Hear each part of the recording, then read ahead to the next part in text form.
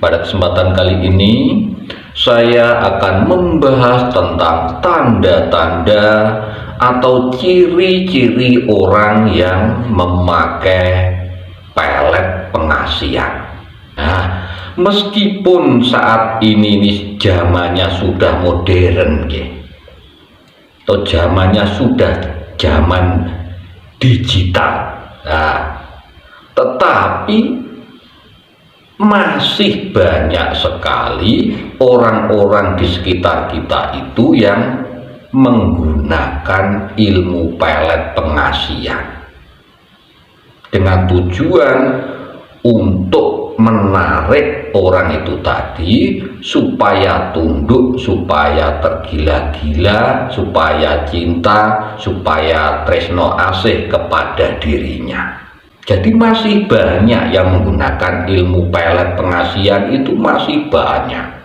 Nah, tanda-tandanya atau ciri-cirinya kalau orang itu menggunakan atau memakai pelet, yang pertama biasanya tatapan matanya itu tajam tetapi tidak wajar. Nah, orang yang menjadi targetnya biasanya kalau menatap matanya itu langsung terpikat dan bahkan bisa tergila-gila. Seumpama orangnya ini sudah pulang ke rumah, itu masih saja kebayang wajahnya orang itu tadi. Itu salah satu tanda. Tetapi nanti begini, jadi jangan langsung jenengan itu nanti menjustis bahwa orang ini menggunakan ilmu pelet, jangan. Tapi harus dikenali dulu tanda-tanda semuanya, kalau hanya 1-2 saja itu belum bisa dijadikan patokan, gitu, Jadi supaya nanti tidak salah sangka, boten banyak curiga, jangan sampai itu. Kemudian tanda yang nomor 2, kalau seseorang itu menggunakan ilmu pelet, itu biasanya orangnya ini tampak rupawan. Ini entah laki-laki entah perempuan. Padahal kalau dilihat secara wajar, orang umum itu ya tidak cantik-cantik banget, juga tidak ganteng-ganteng banget, itu tidak. Tetapi kalau yang memandang ini targetnya, yang memang sudah ditarget, itu biasanya itu kelihatan seperti bersinar, rupawan sekali, sampai wajahnya itu terbayang-bayang, seumpama panjenengan kemana saja itu terbayang-bayang terus. Nah, ini aneh, ada sesuatu yang aneh. Ini salah satu tanda orang itu tadi memakai pelet pengasian. Kemudian tanda yang nomor 3, itu biasanya orangnya ini mengucapkan kata-kata yang aneh. Kadang-kadang itu kayak orang gremeng gitu, bergumam di tempat umum. Karena apa? Biasanya kalau orang menggunakan ilmu pelet itu kan ada mantranya, mantra khusus ilmu pengasian ilmu peletnya. Lah kalau targetnya pas di tempat umum, biasanya kan harus dibaca dulu mantranya itu. Nah, mantra dibaca itu juga harus didengarkan telinganya sendiri. Makanya kalau orang lain mendengarkan itu seperti bergumam gitu, gremeng kayak gitu ya. Nah, ini salah satu tandanya.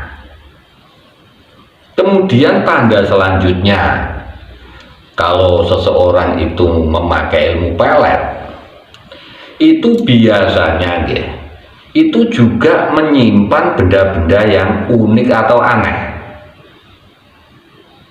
Dan benda itu kalau disentuh orang lain biasanya orangnya itu marah. Contohnya gini, kadang kan ilmu pelet itu juga ada yang menggunakan media atau sarana tertentu, mungkin ya seperti batu akik atau liontin, itu juga ada. Nah, itu biasanya kalau dipegang orang lain yang khusus untuk ilmu pelet semacam itu tidak boleh. karena memang ada pantangan tertentu, biasanya begitu kalau dimasukkan ke media atau ke dalam suatu benda. Kemudian yang nomor 5, tandanya kalau seorang itu memakai ilmu pelet, itu biasanya orangnya itu banyak sekali pantangannya. Karena apa? Biasanya orang yang menggunakan ilmu pelet itu memang ada pantangan tertentu. Contohnya begini, ilmu pelet pengasihan yang tidak boleh makan pisang mas, ada. Kemudian menggunakan ilmu pelet yang tidak boleh melewati tempat jemuran atau lewat di bawah tempat jemuran, itu juga ada. Atau tidak boleh makan daun kelor, itu ada. Karena apa? Kalau pantangan-pantangan itu tadi dilanggar, biasanya ilmu peletnya luntur, tidak berfungsi. Makanya itu tadi banyak pantangannya biasanya orang yang memakai ilmu pelet itu.